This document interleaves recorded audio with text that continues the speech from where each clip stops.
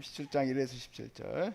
야곱이 가나안 땅 곧 그의 아버지가 거류하던 땅에 거주하였으니 야곱의 족보는 이러하니라. 요셉이 70세의 소년으로서 그의 형들과 함께 양을 칠 때 그의 아버지의 아내들 비라와 실바의 아들들과 더불어 함께 있었더니 그가 그들의 잘못을 아버지에게 말하더라. 요셉은 노년에 얻은 아들이므로 이스라엘이 여러 아들들보다 그를 더 사랑하므로 그를 위하여 채색 옷을 지었더니 그의 형들이 아버지가 형들보다 그를 더 사랑함을 보고 그를 미워하여 그에게 편안하게 말할 수 없었더라. 요셉이 꿈을 꾸고 자기 형들에게 말하매 그들이 그를 더욱 미워하였더라. 요셉이 그들에게 이르되 청하건대 내가 꾼 꿈을 들으시오. 우리가 밭에서 곡식단을 묶더니 내 단은 일어서고 당신들의 단은 내 단을 둘러서서 절하더라.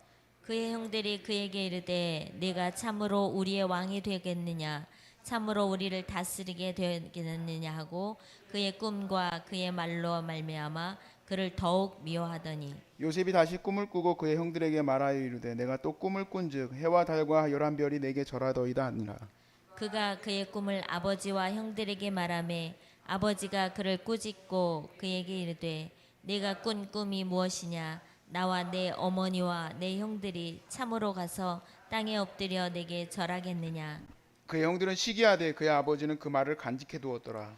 그의 형들이 세겜에 가서 아버지의 양떼를 칠 때에 이스라엘이 요셉에게 이르되 내 형들이 세겜에서 양을 치지 아니하느냐 너를 그들에게 보내리라. 요셉이 아버지에게 대답하되 내가 그리하겠나이다.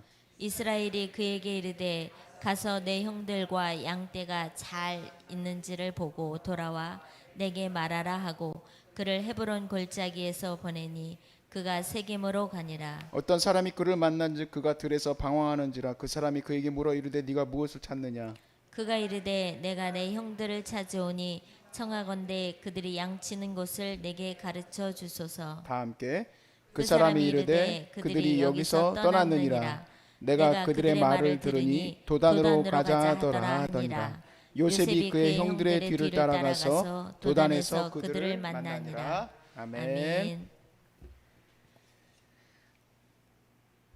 우리가 어떤 삶을 이렇게 어른으로서 살아갈 때에는 이제 가치관과 또 자기 나름대로의 철학이 잡혔기 때문에 어른이라는 말을 하죠.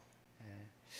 그런 그 어른이 되기까지의 성장 과정에는 여러 가지 경험을 하게 되는데 그런 경험들이 그 사람의 인격을 만들고 또 그 사람의 또 재능을 만들고 이렇게 될 겁니다. 그래서 그 어렸을 때부터의 그런 모습들을 보면서 우리 이제 속담에도 있지만 될성 싶은 나무는 떡잎부터 알아본다고 하죠. 여러분 보실 때 저는 어떤 떡잎이었을 것 같습니까? 참 우리 자녀들이 좀 잘 클 수 있도록 우리가 기도도 해주고 또 아유 우리 아이는 이런 것도 잘하는구나 저런 것도 잘하는구나 하고 되게 기대도 되고 또 즐거워도 합니다. 근데 다 잘하고 나면은 또 그렇지도 않죠. 왜 이렇게 좀 이런 것들은 부족할까 저런 것들은 부족할까 생각이 많이 들어요. 그런데 그 모든 것에서 사실 가장 중요하고 또 우리 삶에 중요한 그 모든 것들을 이루어가는 데 있어서 뼈대를 잡는 것은 그 사람의 그런 어떤 그 서글서글함 또는 어떤 재능 이런 거에 있지는 않습니다. 세상에서는 그렇게 보겠지만 사실 가장 중요한 것은 믿음이에요. 성경에서 예수께서 이렇게 얘기하시죠.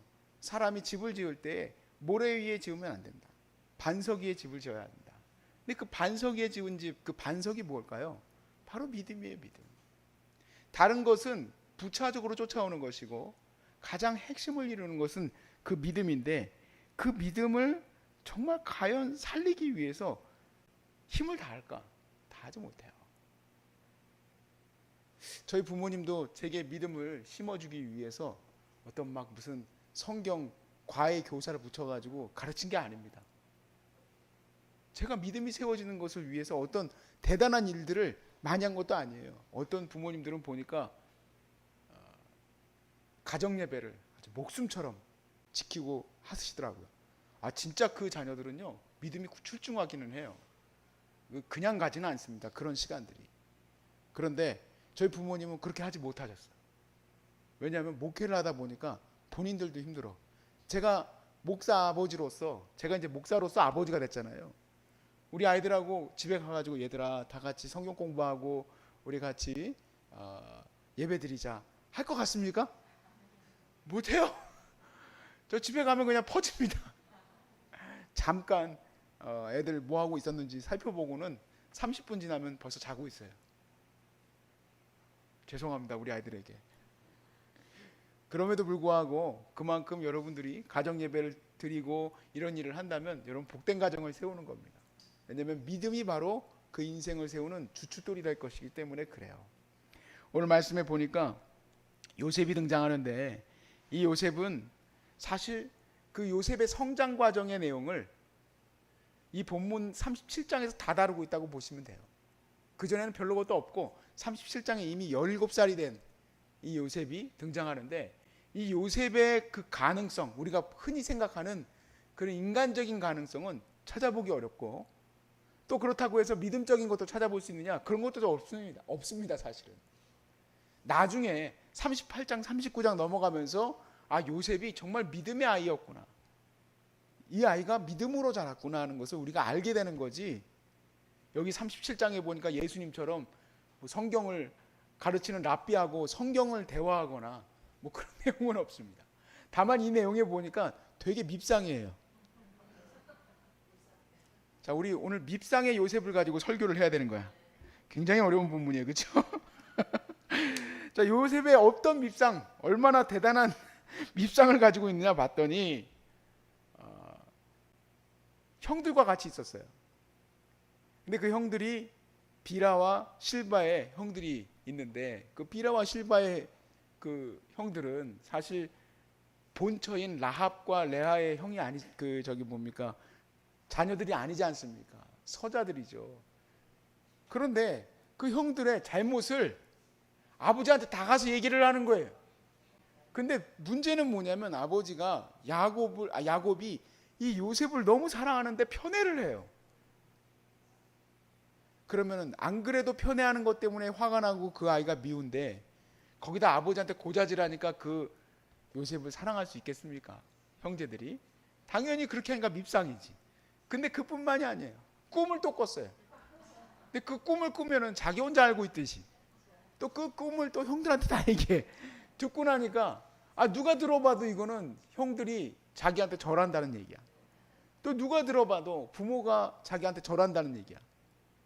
이건 모르고 하는 얘기인지 도대체 알 수 없는 거예요. 이거는 꼭 드라마에서만 나올 것 같은 캐릭터예요. 진짜 밉상의 극치. 그게 요셉이에요.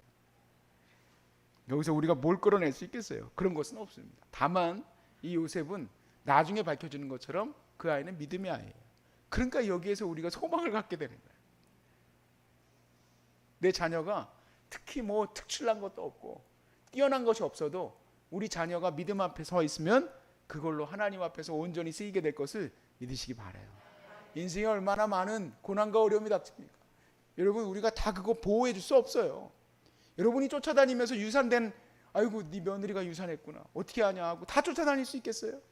못 쫓아다녀요. 결국엔 자기 스스로가 그 모든 것들을 이루고 가야 되는데, 그걸 어떻게 이루고 가겠어요? 책을 10,000권 읽어라. 물론 그러면 좀 도움이 될지 모르겠지만 제일 좋은 거는 믿음이에요. 믿음 위에 굳건히 서 있으면 그 모든 환난과 고난 가운데서도 이겨나갈 수 있는 거예요. 그것이 진정한 리더십이 되고 힘이 될 거예요. 여러분, 우리가 인생의 후반부에 들어서면서부터는 뭐 많이 배우기가 어렵습니다. 도전해 보려고 하는데 사실 도전하기 어려워요. 그래서 뭐 50세에 박사학위 받다 이런 분들은 정말 진짜 가물에 콩 나는 것 정도도 아니요, 별똥벌 떨어질 만큼 어려운 확률이야. 책에 이런 말도 써 있더라고. 40세 이후에는 영어 공부하지 마라. 왜 40세 이후에 영어 공부하지 말라고 써놨냐? 이 저자가 40살까지 영어 공부했는데 안 되면은 당신은 안 되는 거라는 거야. 굳이 그때까지 그거 해가지고 내가 나중에 뭘 하겠네 하지 말고 하던 거 그냥 해라. 이런 얘기예요. 그런데 믿음은 60부터 시작해도 시작할 수 있습니다. 그러니까 얼마나 복된 거예요. 제가 이거 목사라서 믿음을 갖다 약으로 팔려고 하는 얘기가 아니요. 이 믿음의 삶은 늦게 시작해도 상관없어요. 다만 가식을 버리고 진정한 믿음에 서는 것이 중요합니다. 진정한 믿음. 여러분, 믿음이 어디서부터 나옵니까? 믿음을 어떻게 갖게 하겠어요? 믿음은 말씀을 들으면서 나잖아요. 말씀을 들으면서. 그러니까 내가 60세입니다. 내가 무슨 지금에서야 무슨 믿음을 가지고 뭐 주님을 위해서 나를 헌신하고 내가 뭘 하겠습니까? 됐습니다, 목사님. 당신이랑 열심히 믿으시고 나도 나이가 이만큼 들었으니 내가 믿던 용왕님이나 잘 모시겠습니다. 이런 얘기 낙도 가면 많이 듣는 얘기예요. 낙도 가면. 낙도 선교 가면은 내가 이제 뭘 하겠느냐고. 저는 답답하죠. 이제부터도 할 수 있는데, 믿음의 삶은 지금 시작할 수 있는데. 여러분, 지금 시작해도 늦지 않았습니다. 믿음의 삶을 시작하는 게 늦지 않았어. 그리고 믿음의 삶은 여러분이 지금까지 붙들어왔던 그 어떠한 것과도 비교할 수 없는 탄탄한 인생의 반석을 놔줄 줄로 믿으시기 바라요. 그러니까 그러면 어떻게 된다? 말씀을 먹어야 되죠. 말씀을 계속 들어야 되죠. 말씀을 계속 붙들어야 되겠죠. 그 말씀을 계속 들음으로 우리의 믿음이 난다고 했어요. 내가 그 믿음을 그러면 내 자녀에게 어떻게 가르칠 것인가? 내가 그 믿음을 어떻게 내 주변에 있는 사람들에게 알게 할 것인가? 내가 그럼 다니면서 그 사람들에게 다 말씀을 전해야 되겠지만 쉽지는 않아요. 그런데 하나님의 은혜가 있어요. 그건 뭐냐면 여러분이 믿음의 삶을 살아간다면 자연스럽게 그 영향력이 미쳐지게 될 수밖에 없어요. 제가 굳이 뭐 어머니와 아버지를 쫓아다니면서 저에게 창세기의 말씀을 좀 알려주옵소서, 꼭 무슨 노노맹자가 가르쳐달라고 하듯이 그러지 않았습니다. 근데 자연스럽게 제 삶에 그것이 들어오게 돼요. 자연스럽게 내 삶으로 스며들어 오게 돼요. 그전에는 내가 부모님의 삶을 비방하고, 아이고 우리 아버지는 왜 장사 잘하시다가 왜 목회를 해가지고 이렇게 우리 집안이 어렵게 만드나하고 원망하고 싫어하고 그렇겠지만, 저희 어머니가 목회하느라고 저를 돌봐줄 시간도 없었어요. 그러니까 왜 우리 부모님은 성경에 나온 대로 말이야, 성경에 나온 것도 모르면서 우리를 잘 키워주지도 않으시고 저렇게 살까? 그렇게 원망할 수 있지만요, 이 믿음이 들어오고 있다는 것을 나는 모르고 있었어요. 그리고 그 가운데서 자연스럽게 내 부모님의 그 믿음의 삶을 축복하게 돼. 축복하게 돼. 여러분, 믿음이 가장 중요합니다. 그 나머지 것은 나중에 알아서 하나님이 채워주시는 거예요. 그런데 왜 그 믿음을 뒤로 미루고 사셨습니까?